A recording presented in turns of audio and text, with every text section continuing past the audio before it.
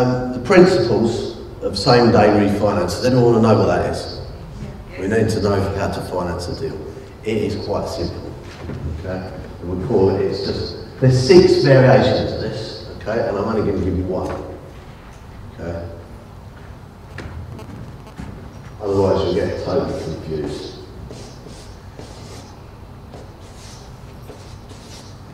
Okay, so you go out and source property, let's say it values at 120, and you source it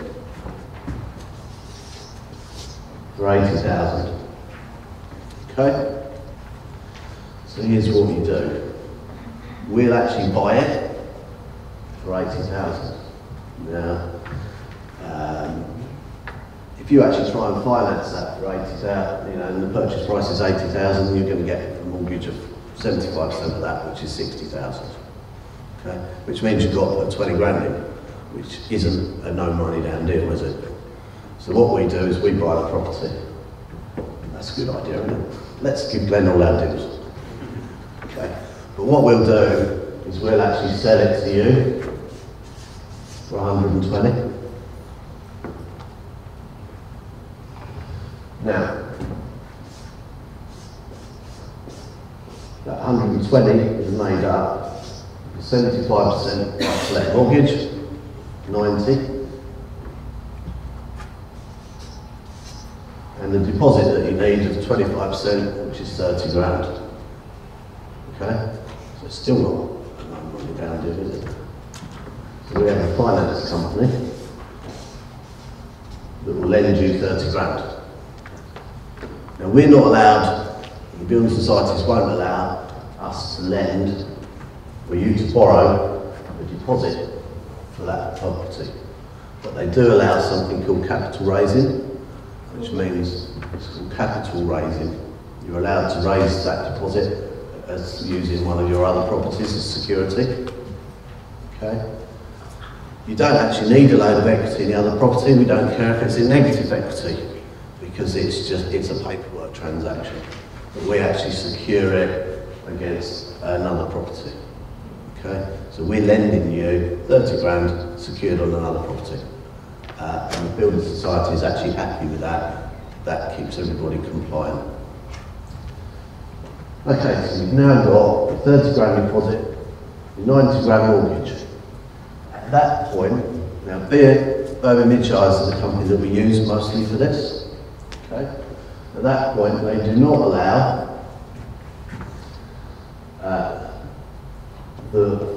this 120 grand, they don't allow it to be sent to our solicitors that will facilitate the purchase of this at 80. So they want to know that we actually have clear title to that property before the solicitor is allowed to release the funds. Okay? So when we know that solicitors number 1 are actually holding the funds, because I don't know if any of you noticed, but Birmingham Midshires seem to withdraw their mortgage offers at the very last minute, quite regularly lately. Okay, it's a great trick. Or they ask more questions. So when the solicitors have physically got this cash in their account, which is made up of they've got that 90 grand, we will then release the 30 grand to them, which makes up the 120. Should the deal for some reason not go through, it's conditional that 30 grand is actually secured against another property, that it has to be returned to us. Just in case someone gets the idea of, oh no, let's get the 30 grand, because solicitors normally would, when they're holding it, would be able to return it to anybody who actually, whose money it was, because it's their 30 grand deposit. But as part of the condition of lending it to you against the other property, it's only to be used for the purchase of this property. If it doesn't go through, the solicitors have to send it back to the bridging company. Okay, so that's my safety net. Right, when we know this money is sitting in the solicitors, we will then send 80 grand out to buy that property. Okay, we now have clear title. Within a few minutes of having clear title, this solicitor will send 120 over to us. Okay? So this solicitor has 120. They send out 80 to replace the 80 grand.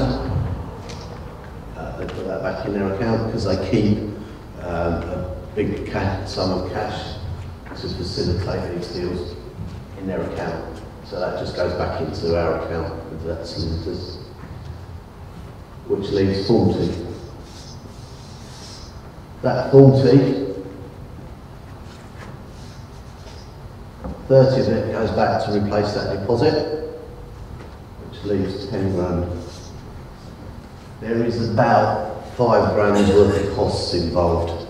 Not quite, but if you work on 5 grand, that's where you're going to be. There or thereabouts. What we'll then do is to send 5 grand back to you.